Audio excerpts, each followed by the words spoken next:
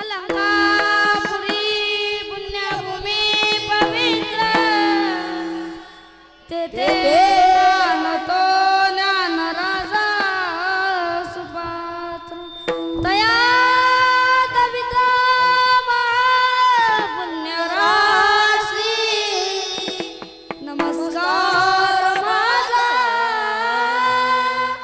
श्री गुरु ज्ञानेश्वरासी कुंडली कवरदारी श्री ज्ञानदेव भगवान नाथ भगवान की जय मारुतीश्वर महाराज की जय जगद्गुरु श्री संत तुकाराम महाराज की जय भगवान राम कृष्ण मौनी बाबा की जय।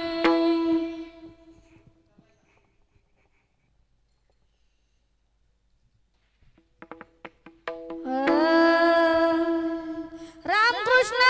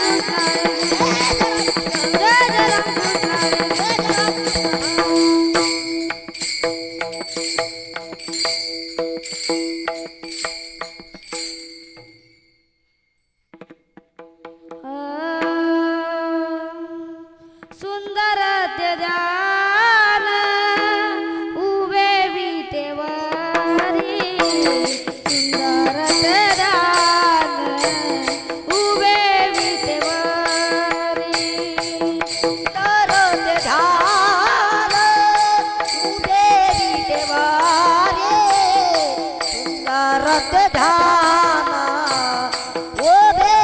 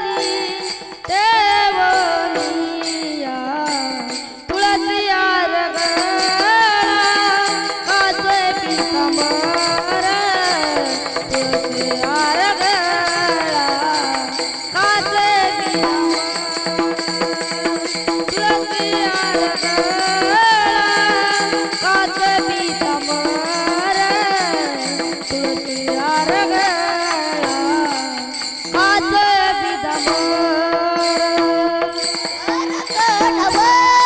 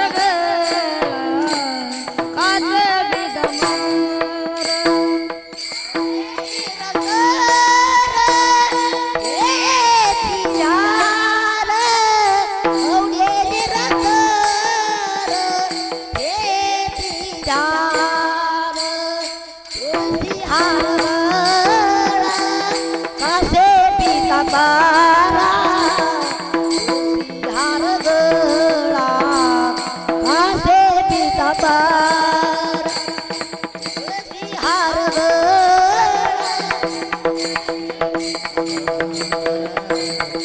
तुळसी हार गळा कासे पितांबरा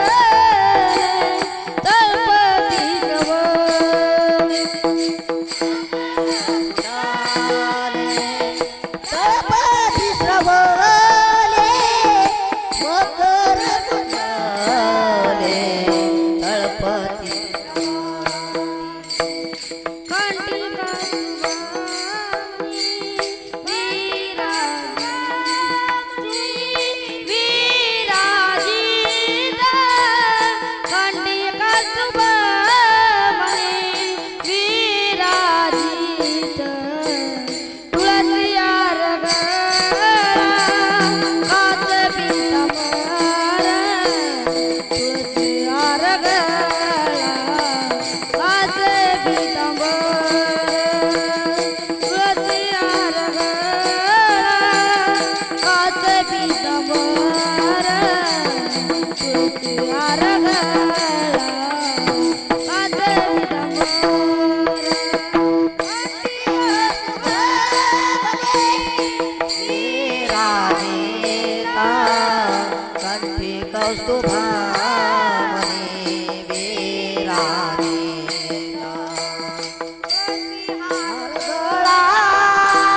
कासे पितांबरा तुळसी हार गळा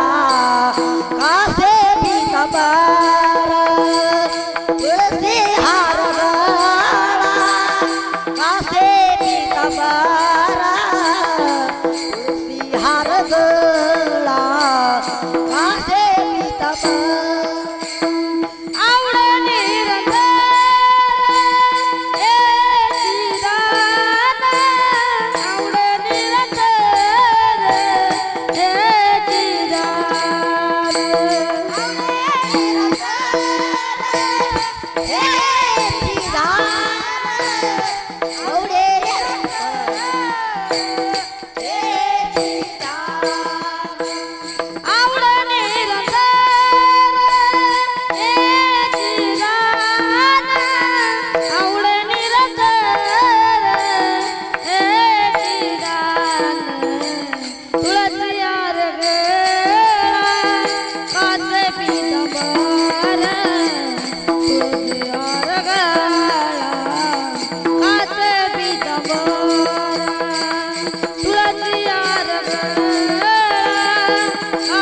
पितांबरा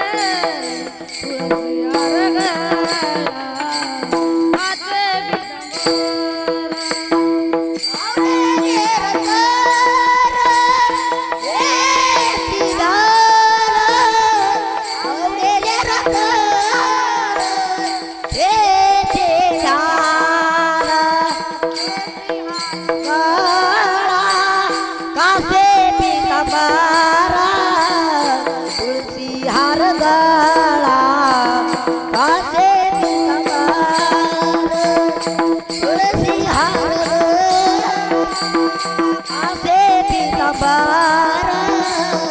तुळसी हार गळा कासे पितांबरा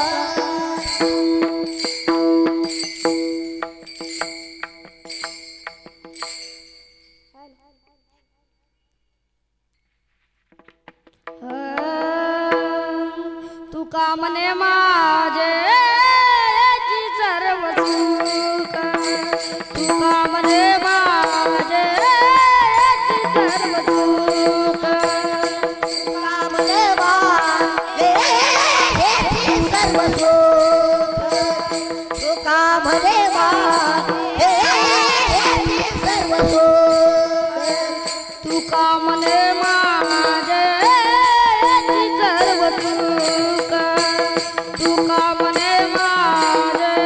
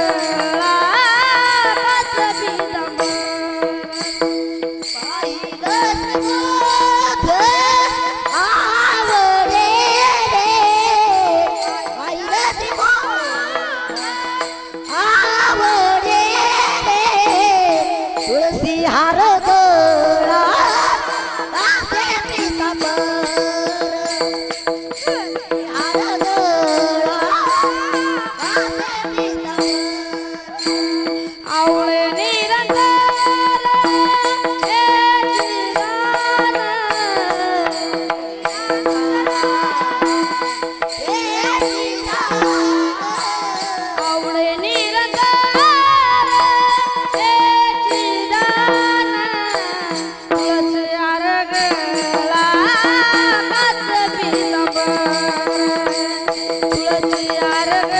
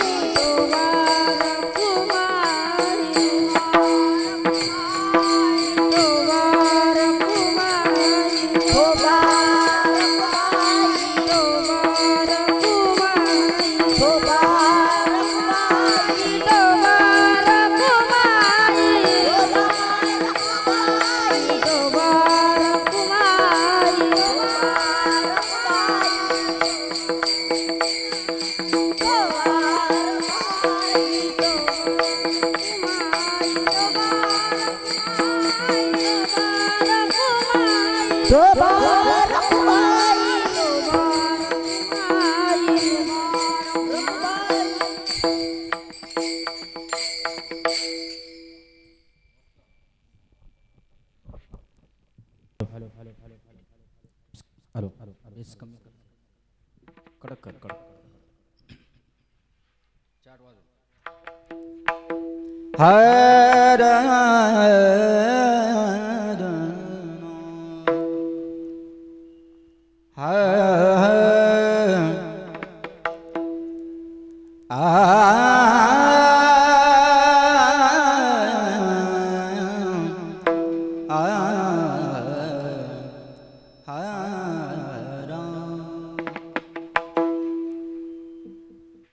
राम कृष्ण हरे जय जय राम मोकळे टाळ वाजवा जय जय राम कृष्ण हरे जय राम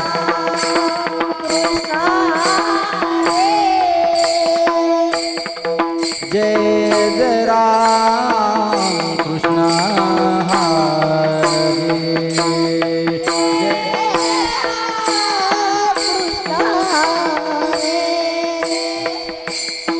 जय जय राम कृष्ण हरे टाळ टाळ जय जय राम कृष्ण हरे जय जय राम कृष्ण हरे जय जय राम कृष्ण हरे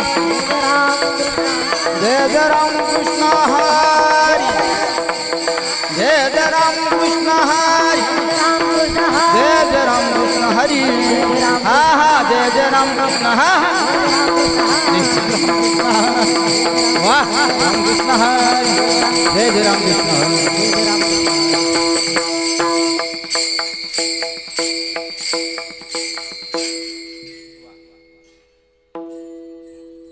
रूप पाहता लोचने रूप पाहता लोचने रूप पाहता लोचने पाहता लोचने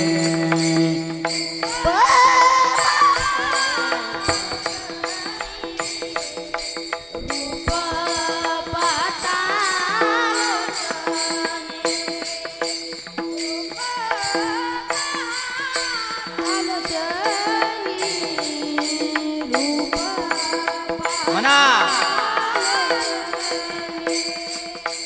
रूप पाहता लोचने रूप पाहता लोचने रूप पाहता लोचने रूप पाहता लोचने रूप पातालोचनी रूप पातालोचनी रूप पातालोचनी रूप पातालोचनी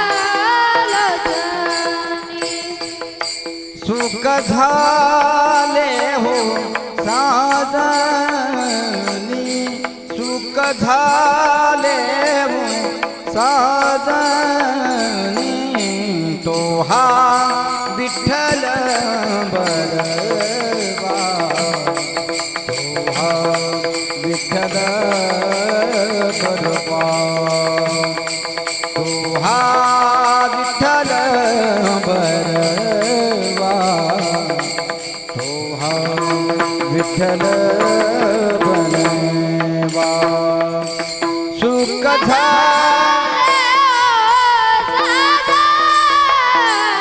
वाह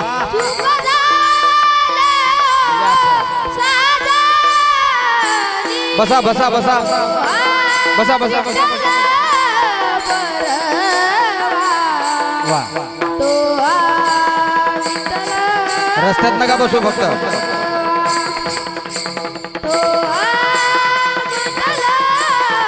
पुढं बसा पुढं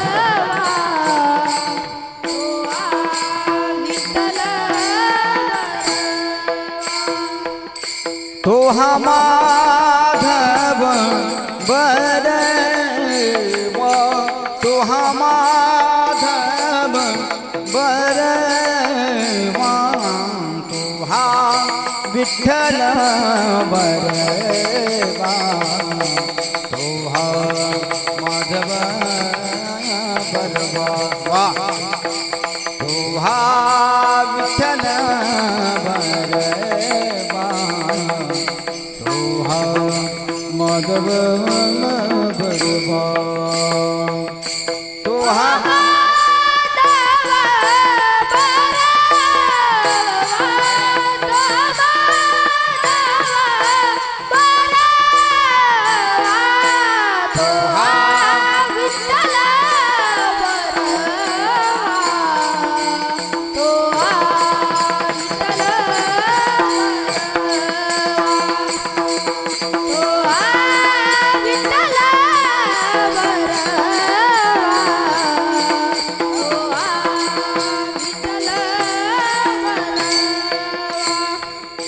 बहुत सुकृताचे लोणी बहुत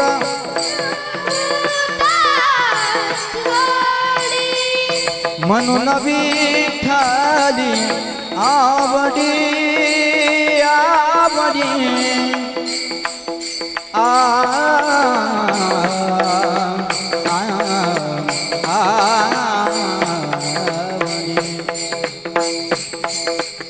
वाटाळ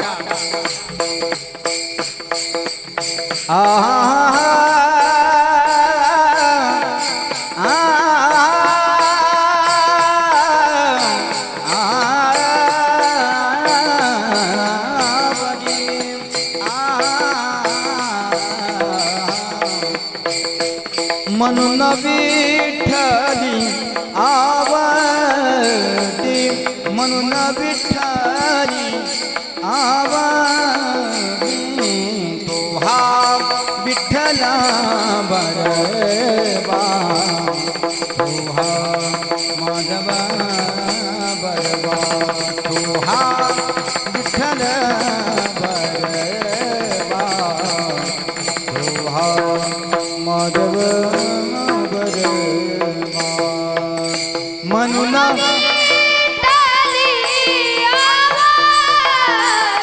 वाटाळ करे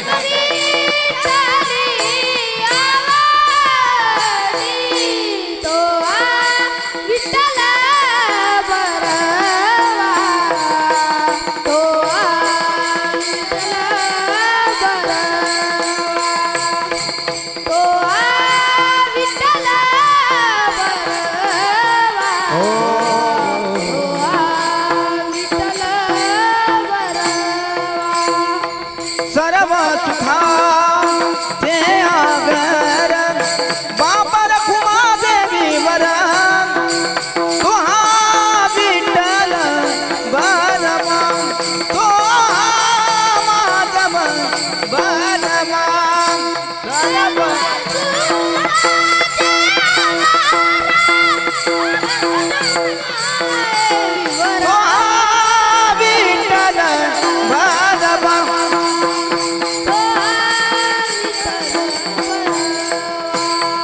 तो हा विठ्ठल बरवा तो हा माधव बरवा तो हा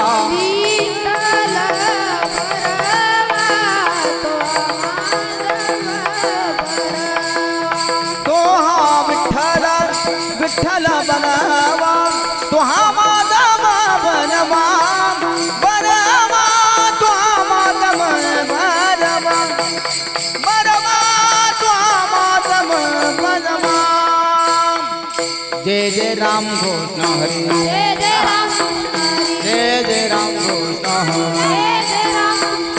जय जय राम कृष्ण हरी जय जय राम कृष्ण हरी राम कृष्ण हरी जय जय राम जय जय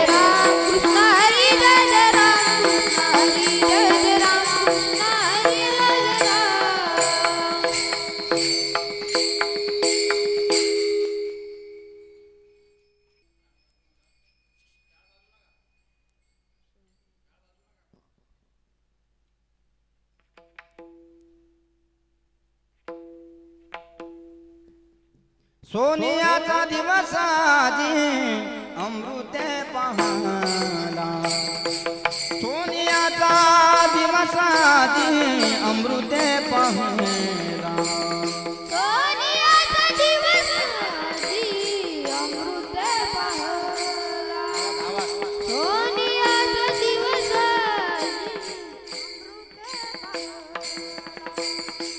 सोनियाचा दिवस आजी अमृते पाहला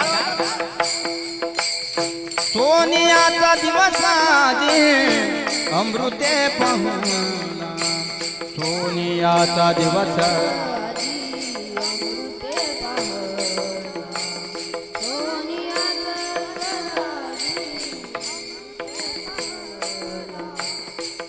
नाम आठवता रूपी प्रगट पैधा नाम आठवता रूपी प्रगट पैधाला सोनियाचा दिवस आजी अमृते पाहिला सोनियाचा दिवस आजी अमृते पाहिला नाम आठवता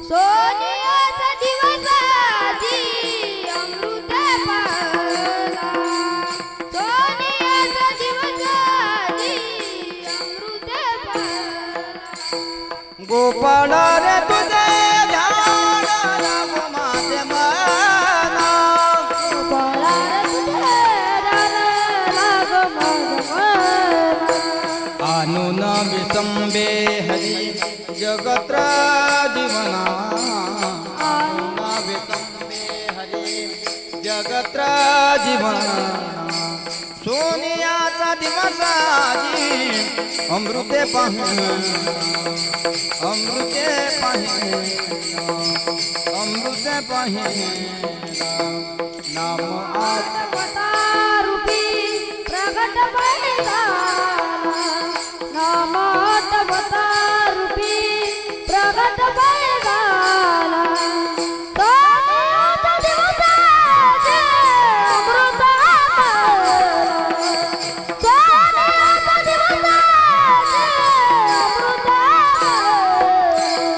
तनु मनुष्यरा नवी नटलो तुझ्या पाया बाबर गुमा देवी वरमा तुनी आणुने ने काय मनुष्याला नवी नटलं तुझ्या पाया बापर देवी वरवती आणून काय बापर गुमा देवी वरमा तुनी आणुने ने काय बापर गुमा देवी वरमा तुनी आणुने ने काय सोनियाचा दिवसाची अमृते पाहला अमृते पाहला अमृते पाहला नाम आठवता रूपी प्रगट बैला नामाटवता रूपी प्रगट बैला सोन्याचा दिवसाचे अमृत सोन्याचा दिवसाचे अमृत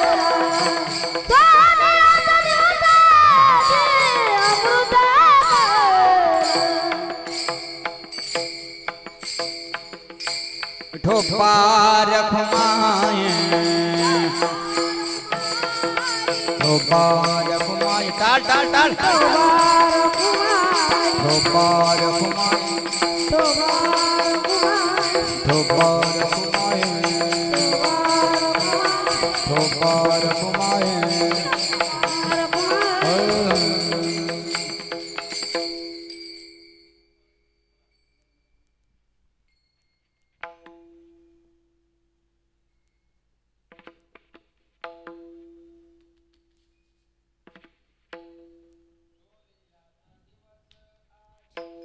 अमृत बैला सोनियाचा दिवस आधी अमृत बैला सोनियाचा दिवस आधी अमृत सोनियाचा दिवस आधी अमृत नाम आठवता रूपी प्रगट बैला नाम आठवता रूपी प्रगट बैला सोनियाचा दिवस आधी अमृते पाहला सोनियाचा दिवस आधी अमृत बैला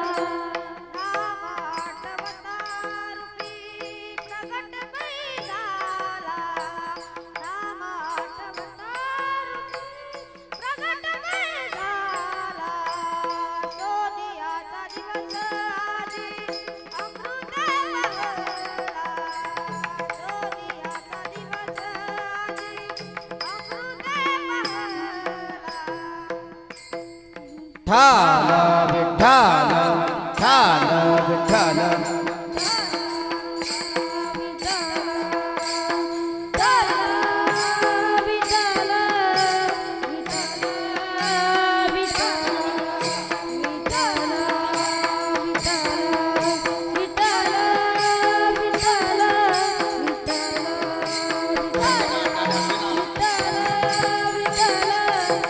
टाळी वाजवा टाळी भजन करा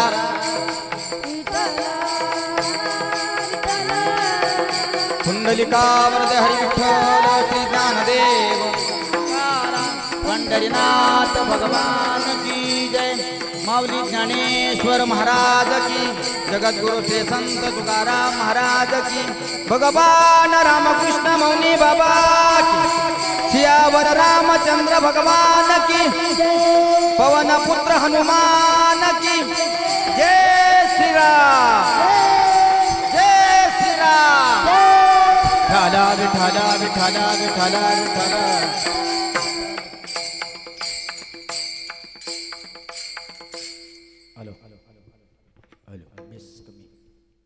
सोनियाचा दिवस आजी अमृते पाहिला नाम आठवता रूपी प्रगट पै झाला गोपाळा रे तुझे ध्यान लागो माझे मना आणून विसंबे हरी जगत्र जीवना तनु मनु शरण विनटलो तुझ्या पाया बापर खुमा देवी बरा वाचुनी अनुनेने काय सोनियाचा दिवस आजी अमृते पाहला नाम आठवता रूपी प्रगट पै झाला विठ्ठल विठ्ठल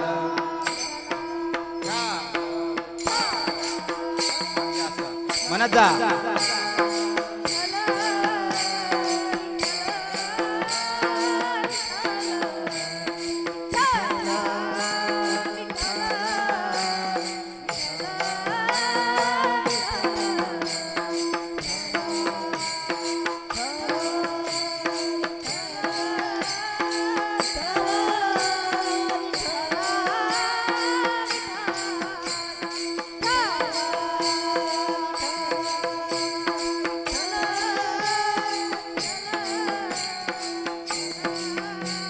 विठ्ठल विठ्ठल विठ्ठल विठ्ठल टाळी वाजवता टाळी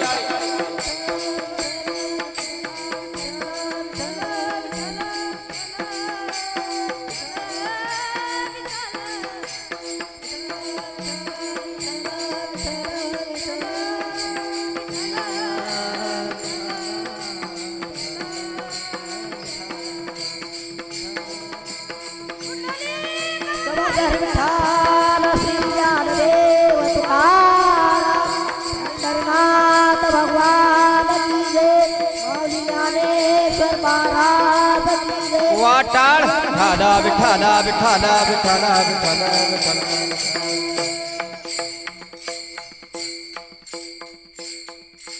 सोनियाचा दिवस आजी अमृते पाहिला नाम आठवता रूपी प्रगट पे झाला एकदम थोडा गोपाळा रे तुझे ध्यान लागो माझे मना आणून विसंबे हरी जगत्र जीवना उपस्थित परमहंस रामकृष्ण मौनी बाबांच्या पावन पवित्र दरबारामध्ये मर्यादा पुरुषोत्तम प्रभू रामचंद्रांचा जन्मोत्सव या निमित्ताने आपण सगळे वारकरी मंडळी या ठिकाणी एकत्रित आलो. थोडा आवाज कमी राहू. मर्यादा पुरुषोत्तम प्रभू रामचंद्रांचा हा जो जन्मोत्सव आहे हा जन्मोत्सव संपूर्ण विश्वामध्ये थाटामाटामध्ये केला जातो. आपण सुद्धा भाग्यवान आहोत. आपल्या या परमहंस रामकृष्ण मौनी बाबा संस्थांमध्ये बाबांच्या पदस्पर्शाने पावन आणि पुनीत झालेल्या या पावन पवित्र धरतीमध्ये आपल्या संस्थांमध्ये आपण सुद्धा मोठ्यात मोठा कार्यक्रम करण्याचा प्रयत्न करत आहोत. म्हणून आज आपल्या सर्वांसाठी अत्यंत आनंदाचा दिवस आहे, सौभाग्याचा दिवस आहे. आनंद कधी मानला पाहिजे, सौभाग्य कधी मानलं पाहिजे. मार्गदर्शन करणारी एखादी छोटी व्यक्ती जर आपल्या जीवनामध्ये आदर्श म्हणून येत असेल, आणि आदर्श आहेत मर्यादा पुरुषोत्तम प्रभू रामचंद्र हे आदर्श आहेत. मोठ्या मोठ्यांनी मर्यादा पुरुषोत्तमाचा आदर्श घ्यावा, कारण त्यांचा आदर्श विश्वाच्या पाठीवर कोणीही घेऊ शकत नाही. कारण आदर्श, कारण रघुकुल रीत सदा चलियाई प्राण जाये पर वचन न जाई.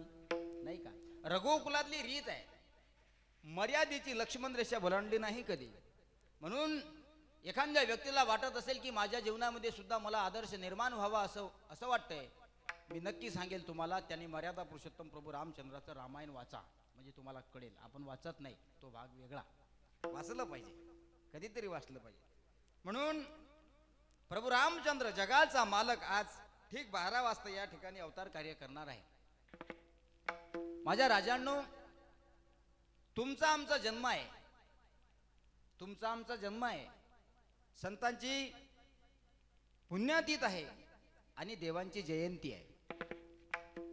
याचं कारण आहे, संत समाजावर उपकार करण्याकरता अवतार कार्य करत असतात. प्रमाण अनेक देता येतात, पण 12 वाजता आपल्याला पुष्पांचा वर्षाव करून या ठिकाणी थांबायचं आहे. ऐका, त्या अगोदर थोडं चिंतन अत्यंत महत्त्वाचं आहे. आपल्या संस्थांमध्ये कुठलाही उत्सव असला तर आपण मोठ्या थाटामाटामध्ये या ठिकाणी करत असतो. म्हणून आज रामनवमीचा उत्सव सुद्धा अत्यंत थाटाने सगळ्यांच्या सहकार्याने या ठिकाणी पार पडत आहे. या कार्यक्रमासाठी आवर्जून उपस्थित संस्थांचे अध्यक्ष, संस्थांचे सर्व संचालक, सभासद मंडळी उपस्थित आहे. आपल्या संस्थांचे सर्वच कर्मचारी वृंद, संस्थेचे विद्यार्थी आणि भजनी मंडळामध्ये प्रावीण्यत असलेल्या सर्व महिला भजनी मंडळी फोन केल्याबरोबर हजर झाल्या. असाच फोन केल्याबरोबर हजर होत जा म्हणजे झालं. साधूची सेवा त्या निमित्तानं आपल्याकडून घडते. प्रपंचाची सेवा आम्ही नेहमी करतो, पण प्रपंचाची सेवा करून आपल्याला लाभ मिळेलच असं नाही. कधीतरी देवाची सेवा केली पाहिजे, कधीतरी साधूची सेवा केली पाहिजे. लक्षात ठेवा, ज्या साधूची निष्काम भावनेने तुम्ही सेवा करत असाल त्या साधूची सेवा करत चला. ते साधू आयुष्यात तुम्हाला काहीच कमी पडू देत नाही. ही साधूच्या सेवेची ताकद आहे, साधूच्या सेवेची ताकद आहे. म्हणून ज्याही लोकांनी ज्या ज्या साधूची सेवा केली, सुरुवातीला झाला त्या लोकांना त्रास, पण ज्या लोकांना सुरुवातीला त्रास झाला त्याच लोकांचा आज या राज्यात, या जगात जय जयकार केला जातो. बघा, तुकोबाला मंबाजीबानी त्रास दिला, तुकोबाचं कीर्तन व्हायचं. लोहगावला तुकोबाचं कीर्तन असायचं विठ्ठलाच्या देवळात. विठ्ठलाचं कीर्तन तुकोबाच्या देवळात असायचं म्हणून सुरुवातीलाच तुकोबा कीर्तन करायला लागले. म्हणून तुकोबा वेदांत सांगतायत, तुकोबा अध्यात्म सांगतायत, म्हणून अध्यात्म आणि वेदांत ऐकण्यासाठी लोक येत नाहीत. आजकाल लोकांना विनोद पाहिजे असतात. जो कीर्तनकार कीर्तनात जास्त हसवतो अशांची कीर्तनं लोक ठेवत असतात. पण कधीतरी श्रवण करणारे श्रोते सुद्धा दर्दी असले पाहिजे.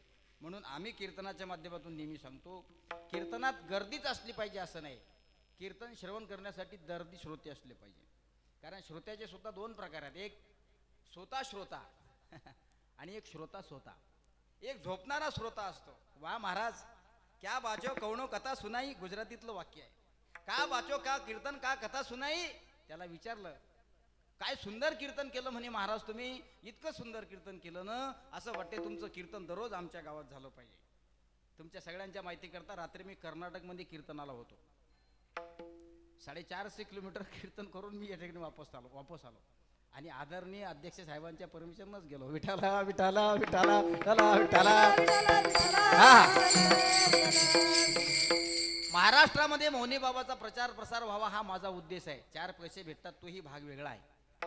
पण कर्नाटक सारख्या राज्यामध्ये जर मौनी बाबाचा प्रचार होत असेल, मी तर असं म्हणेल की मी धन्य आहे.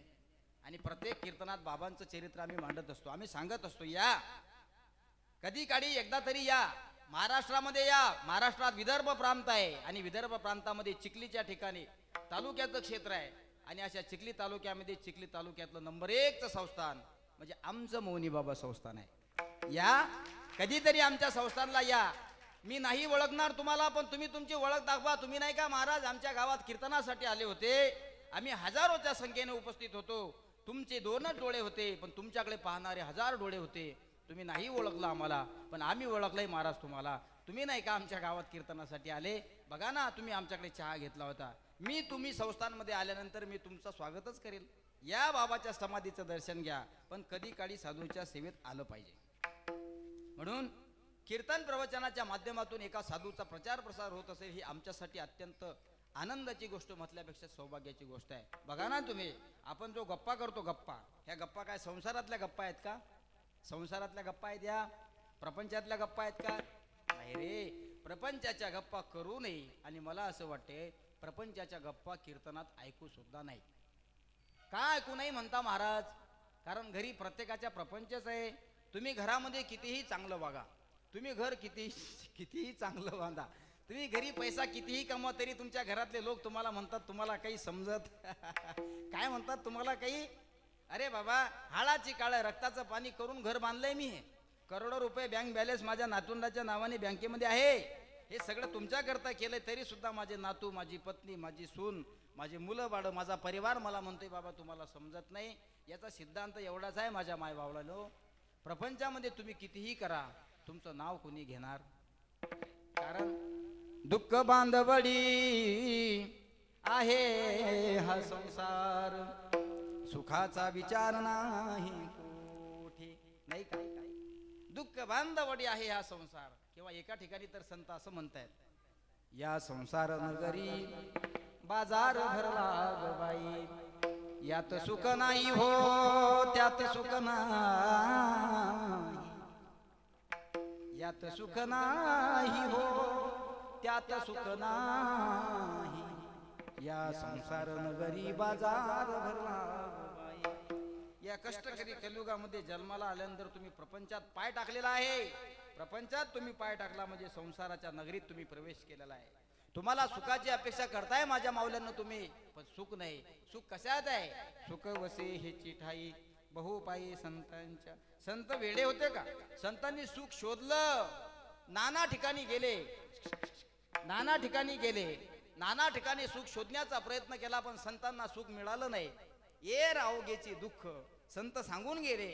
आम्ही नाना ठिकाणी गेलो, नाना ठिकाणी खटपटा केल्या, शोधलंय आम्ही ते. द्रव्य देऊन द्रव्याच्या मोबदल्यात सुख मिळवण्याचा प्रयत्न केला, तरी सुद्धा पैसे देऊन सुद्धा सुख मिळालं नाही. आणि मला असं वाटते करोड रुपये जरी दिले तरी तुम्हाला सुख भेटत नाही. जा तुम्ही चिखलीच्या एखाद्या व्यापाऱ्याकडे, त्याला म्हणा बाबा तुला मी 1,00,000 रुपये देतो, फक्त 50 ग्रॅम सुख दे. काय भागवतकर महाराज लय पैशावाले आहे ना तुम्ही. जा त्या व्यापाऱ्याकडे, त्याला गेल्यानंतर म्हणा मी 1,00,000 रुपये देतो तुला, मला 50 ग्रॅम छटाकभर सुख दे सुख. तो व्यापारी तुम्हाला म्हणेल महाराज नक्की तुमच्या गोळ्या संपल्या. अरे 1,00,000 रुपये देऊन तुम्हाला जर सुख मिळालं असतं तर मी कशाला या ठिकाणी सुख विकण्याकरता बसलो असतो, मी नाही का सुखी झालो असतो. याचा अर्थ असा आहे, दुकान हा एक प्रपंच आहे, घर सुद्धा हा एक प्रपंच आहे, घेणारा सुद्धा एक प्रापंचिक आहे, आणि मला असं वाटते देणारा सुद्धा प्रापंचिकच आहे. यात सुख नाही हो त्यात सुख नाही. मग सुख कुठे आहे? या मौनी बाबाच्या पावन पवित्र दरबारामध्ये. तुम्ही कितीही वैतागलेले असू द्या, तुम्हाला कितीही शिनभाग आलेला असू द्या, जा मौनी बाबाच्या समाधीजवळ बघा. त्या समाधीला सर्वांगाचे कान करून ऐका आणि सर्वांगाचे डोळे करून बघा मौनी बाबाच्या तेजस्वी मूर्तीकडे. तुम्ही फार थकून आले असाल, तुम्ही फार शिनभाग घेऊन आले असाल, बाबाच्या पवन पवित्र तेजोमय मूर्तीकडे बघितल्यानंतर तुमचा सर्व शिनभाग जातो. ही एका साधूच्या मूर्तीची ताकद आहे. म्हणतात ना, भाग गेला शीन गेला अवघा झाला आनंद. भागही जातो शीनही जातो. वाक्य नीट ऐका. एकाला मी विचारलं, त्याने सांगितलं वाघ गेला सिंह गेला. वाघ गेला सिंह गेला नाही, भाग गेला शीन गेला. घरी आपण नाही का एखाद्याच्या घरी जर दररोज बेसनपोळी होत असेल, बेसनपोळी कळते ना तुम्हाला, पिठलं चपाती, पिठलं चपाती, कुठं कुठं त्याला टिपरी दांडू असं म्हणतात, कर्नाटकमध्ये त्याला येलवर्गा असं म्हणतात. कारण रात्री मी ते जेवलो, येलवर्गा. महाराज जेवायला चाला म्हणे तुम्ही, आज मस्तपैकी येलवर्गा केलेला आहे. म्हटलं आता येलवर्गाने म्हणजे नेमकं काय आहे? कारल्याची भाजी तर नाही, येलवर्गा. मी ते वाक्य नीट ध्यानात ठेवलं. रात्री आमच्याकडे पंगत आहे म्हणे, असं मस्त नियोजन केलं होतं. 1 एकरभर मांडव घातला होता, हजारोच्या संख्येने समाज रात्री उपस्थित होता, खूप समाज होता.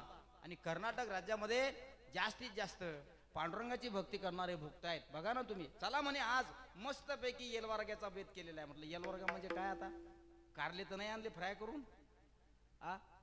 माझा सांगण्याचा सिद्धांत लक्षात ठेवा. येलवर्गा म्हणजे बेसन भाकर, पिठलं चपाती.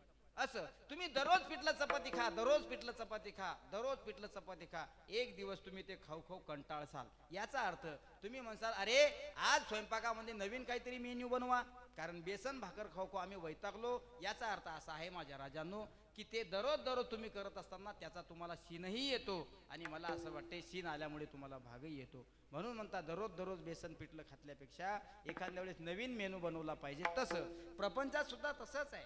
तीच मुलं, तीच बाळं, तीच पत्नी, तेच घर, तेच दार, तेच नाटवंद, तीच गाडी, तीच घोडी. याच्या पलीकडे आहे तरी काय? म्हणून या प्रपंच वासनेच्या शिनभागापासून तुम्हाला मुक्त व्हायचं असेल, ऐका, कधीतरी मर्यादा पुरुषोत्तम प्रभू रामचंद्राची रामकथा ऐकली पाहिजे, आनंद होतो. कहता सुनता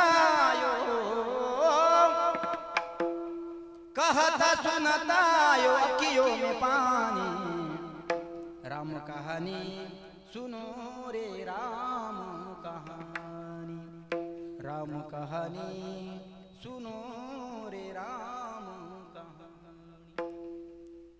सांगितल्यानं सुद्धा डोळ्यात पाणी येतं. आणि मर्यादा पुरुषोत्तम प्रभू रामचंद्राची कथा ऐकल्यानं सुद्धा डोळ्यात पाणी येतं. कहता सुनता यो अखियों में पानी, राम कहानी सुनो रे राम कहानी. रामाचीच कहाणी ऐका असं का म्हणतात? कारण रघुकुलातली रीत आहे एक पचनी, एक बाणी आणि एक वचनी. विठाला विठाला विठाला विठाला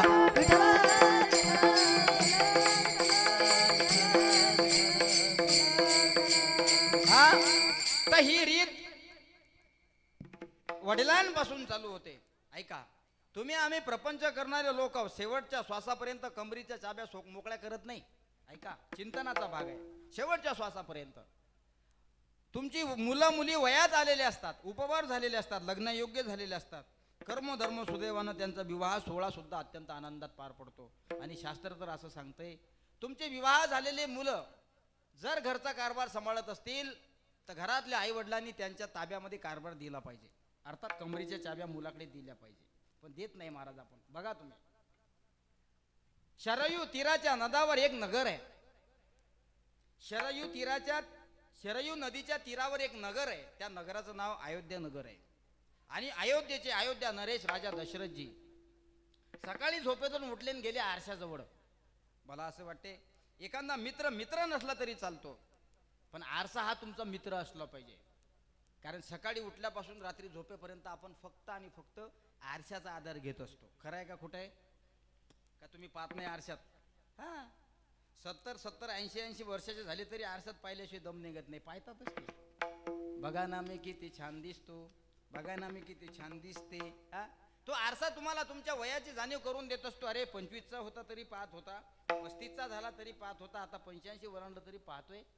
हा, तो आरसा तुम्हाला क्षणोक्षणाला मिनिटाला तुमचा परिचय करून देत असतो. मी तर असं म्हणेल, एखादा मित्र नसला तरी चालेल, पण आरसा तुमचा मित्र असला पाहिजे. पण त्या आरशामध्ये तुमचं दिसणारं प्रतिबिंब, हे प्रतिबिंब दिसल्यानंतर माणसाने एकदा तरी सावध झालं पाहिजे. आपण सकाळी उठतो ना माझ्या राजांनो, उठतो सकाळी, आणि सकाळी उठल्याबरोबर आपण आरशामध्ये पाहतो. अयोध्या नरेश राजा दशरथजी सकाळी उठले आणि त्यांनी आरशामध्ये पाहिल्याबरोबर काय झालं बाप्पू? दशरथ राजांनी आरशामध्ये पाहिल्याबरोबर एक कानावरचा केस पांढरा झालेला दिसला. ऐका, कानावरचा केस पांढरा झालेला दिसला. आवरत चौरस पाहिलं, अजून आहे का कुठं? एकच केस पांढरा होता. दशरथ राजाने ठरवलं आजपासून कमरीच्या चाब्या आपण पोराकडे दिल्या पाहिजे. एक केस पांढरा झाला. एक केस पांढरा झाल्याबरोबर संपूर्ण इस्टेट पोराच्या नावानं करून दिली. ते राजा दशरथ होते. आपले सगळे पांढरे होतात तरी आपल्या कमरीच्या चाब्या सुटतात का? नाही बापा, पोरं अनाठाई खर्च करतील, पोरं रिकामा खर्च करतील. अरे करू द्या ना, तुम्ही कमावलं त्यांच्याकरता जर तुम्ही कमावलं असेल तर तुमची कशासाठी त्याच्यामध्ये माया असली पाहिजे? तुम्ही कशासाठी त्याच्यामध्ये जीव गुंतवला पाहिजे? ज्याचे त्याला दिलं पाहिजे ना. आपण देत नाही. दशरथाचा एक कानावरचा केश पांढरा झाला, कमरीच्या चाब्या पोराच्या ताब्यात दिल्या. आपले सगळे पांढरे होतात तरी सुद्धा आपण चाब्या सोडत नाही. शेवटची घटिका मोजत असतो आपण, तरी सुद्धा सांगावं लागते, बाबा चाब्या कुठे आहेत? बघा तुम्ही, एखाद्या व्यक्तीचा अंतकाळ जवळ आला किती लोक चाब्या, पैसा, धन द्रव्य लपून ठेवत असतात. हा, एकाला विचारलं, बाबा का लपून ठेवलं? म्हणे म्हातारपणामध्ये मुला मुलीनं मला सांभाळलं पाहिजे आणि जाता जाता मी यांच्या ताब्यात ते देईल, पण तर लोक देणार नाही. म्हटलं बाबा पटकन देऊन द्या मरायच्या अगोदर. म्हणे नाही, आता जर चाब्या दिल्या म्हणे तर माझी बाज हे पोरं कोठ्यात टाकल्याशिवाय राहत नाही.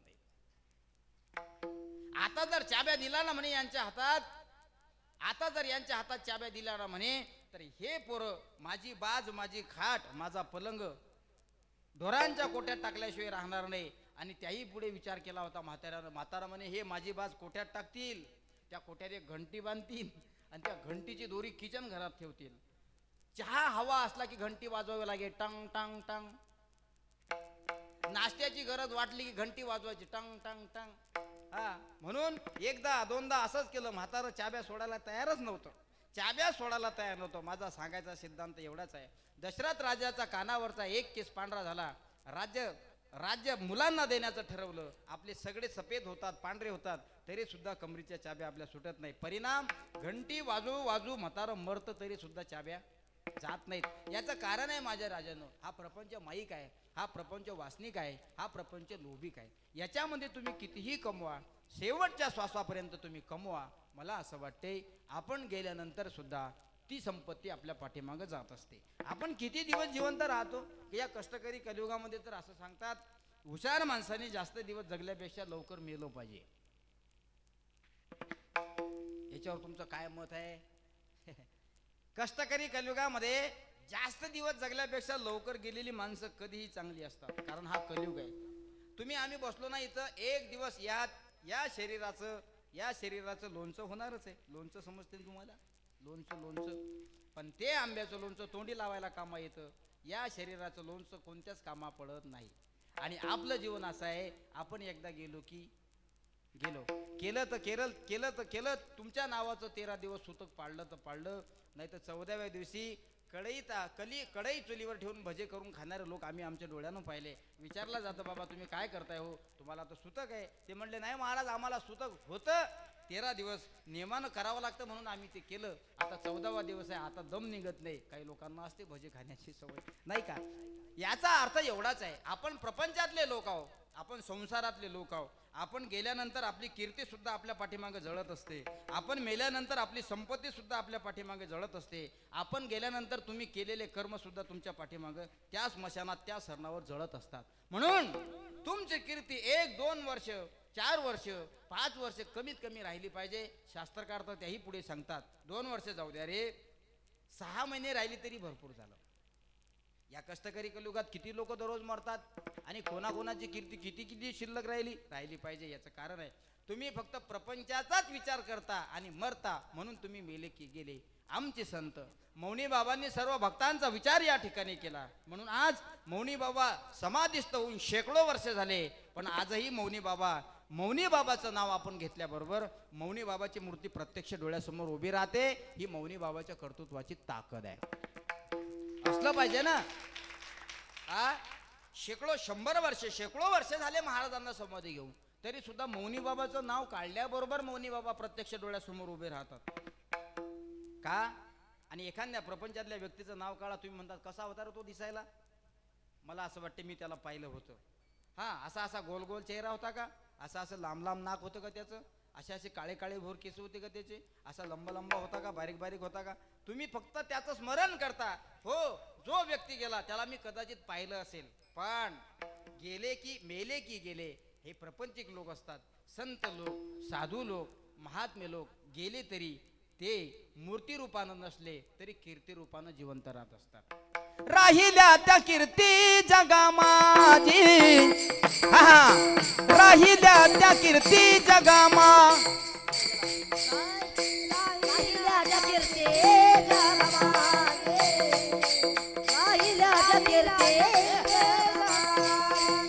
गेले दिगंबर ईश्वर विभूती,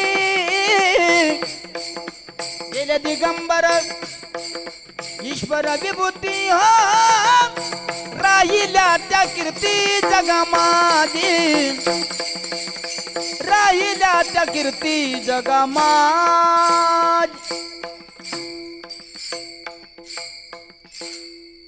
गेले दिगंबर ईश्वर विभूती, राहिल्या त्या कीर्ती जगा माझी. म्हणून ही लोक सदेहाने जरी दिसत नसली तरी कीर्ती स्वरूपात चंद्र सूर्य तोपर्यंत जिवंत राहत असतात. म्हणून आजही कीर्तनाच्या प्रारंभी संताचं चरित्र आपण सांगितलं पाहिजे. का सांगितलं पाहिजे? संताचं चरित्र सांगितल्यानं तुमच्या बुद्धीला शांतता भेटते, साधूचं चरित्र सांगितल्याने तुमच्या वाणीला सुद्धा विसावा भेटत असतो. याकरता साधूचं चरित्र सांगितलं पाहिजे आणि याच करता साधूचं चरित्र ऐकलं पाहिजे. म्हणून मर्यादा पुरुषोत्तम एक साधू आहेत.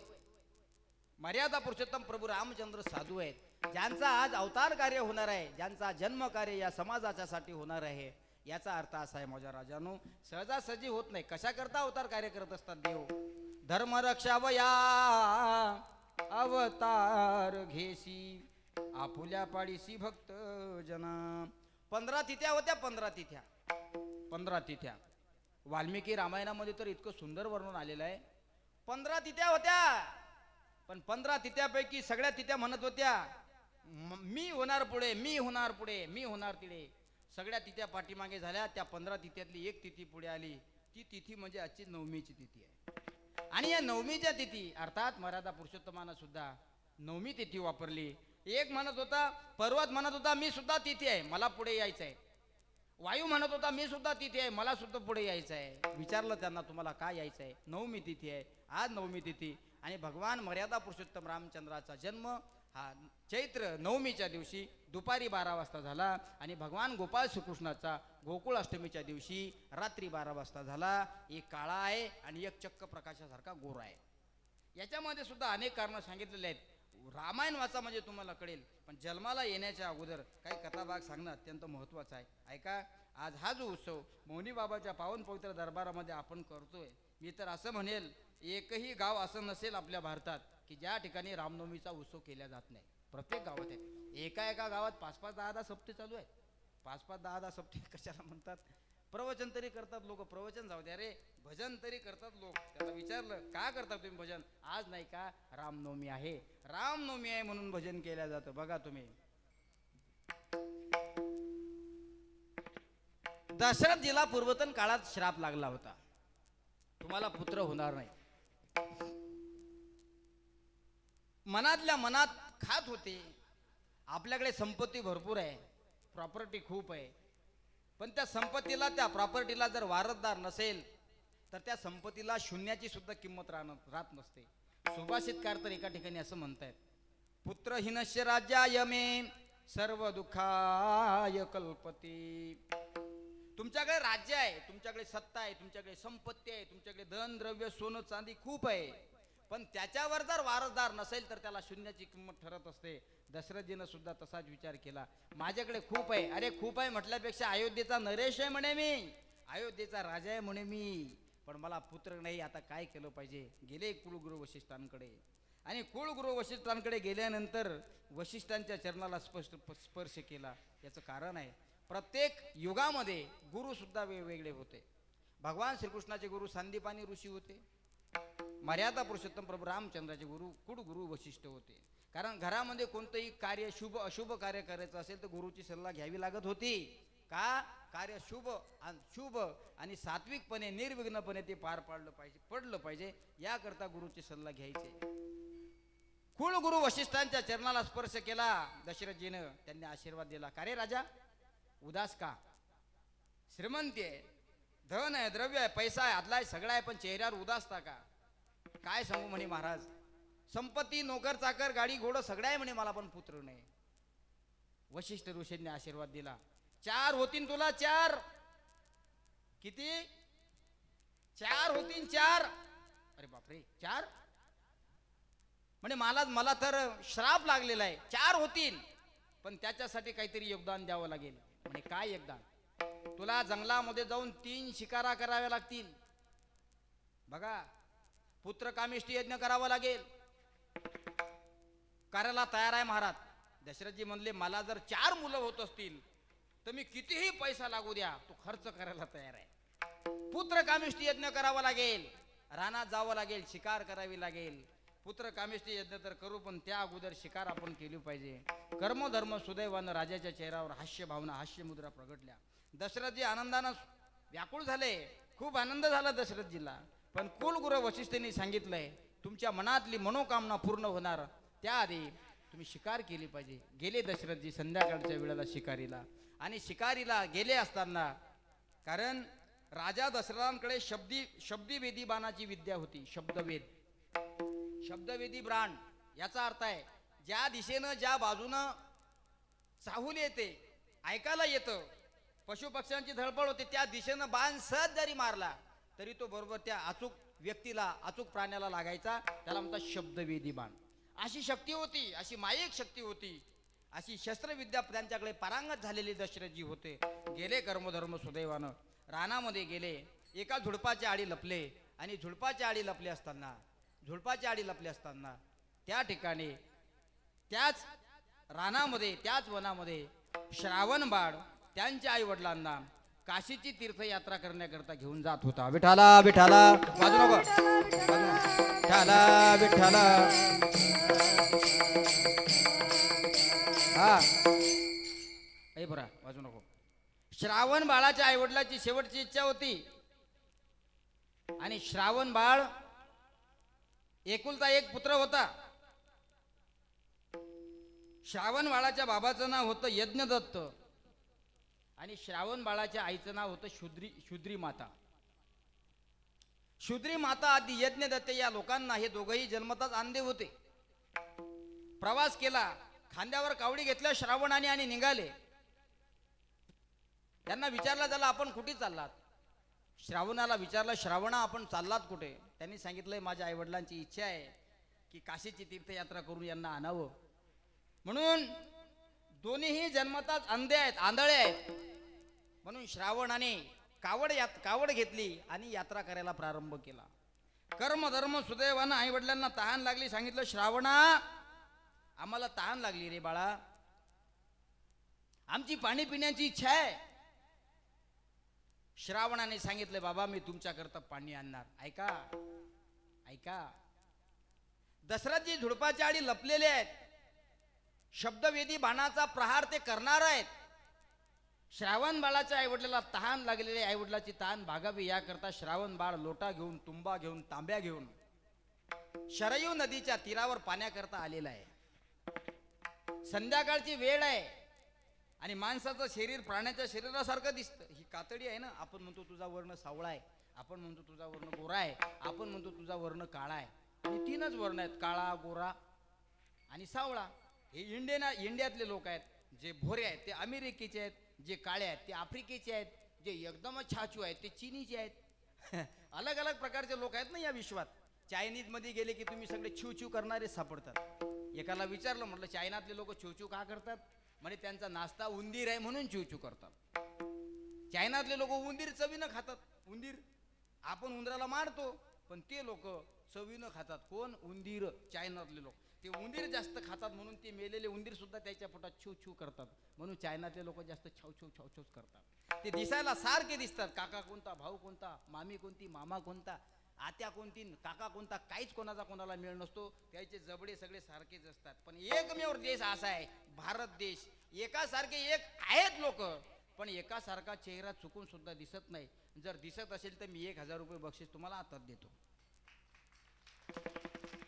भारतात चायनामध्ये तुम्हाला डबल रोल 100% सापडतात.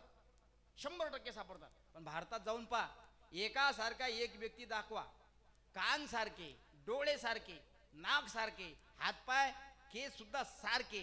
पण हा जो चेहरा आहे, हा चेहरा भारतात तरी मी सांगतो कोणाचा शेम नाही, कोणाचाच नाही.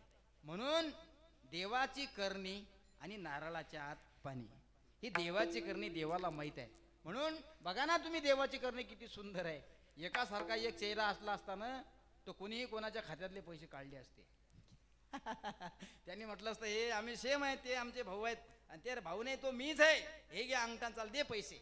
एकासारखा एक जर माणूस दिसला असता, एकासारखे एक फिंगरप्रिंट असले असते, एकासारखी दुसरी सही झाली असती, तर मला असं वाटते सगळे गरीबातले गरीब सुद्धा श्रीमंत झाले असते. म्हणून ही देवाची करणी आहे आणि देवाने तुम्हाला फार वेगवेगळं बनवलं चेहऱ्यात तरी. म्हणून हा माणूस दिसायला जरी सावळा वर्ण दिसला तरी संध्याकाळच्या काळात अंधार आहे, मध्यान्ह झालेला आहे. आणि मध्यान्हाच्या वेळामध्ये आईवडिलाला तहान लागली म्हणून पाणी आणण्याकरता गेलेला श्रावण बाळ टोंगळ्याभर पाण्यामध्ये गेला. तिथे शरयू तीराच्या नदीमध्ये पाणी आणणार. असं वातावरण मस्त शांत आहे. आजूबाजूला संध्याकाळची वेळ आहे म्हणून पक्षी सुद्धा शुशुकाट करतायत. पक्ष्यांचा सुद्धा चिव असा आवाज येतोय. नदी सुद्धा खळाखळा वाहते. आणि शरयू नदी ही 14 नद्यांपैकी एक पवित्र नदी आहे. किती नद्या आहेत आपल्या? ओ मावल्या हो, टाळ्या नका वाजू. किती नद्या आहेत? 14 नद्या आहेत. आपण म्हणतोय मंगलाष्टकामध्ये, म्हणतो ना, गंगा सिंधू सरस्वतीच्या यमुना गोदावरी नर्मदा कावेरी शरयू महेंद्र तनया शरमन्वती वेदिका.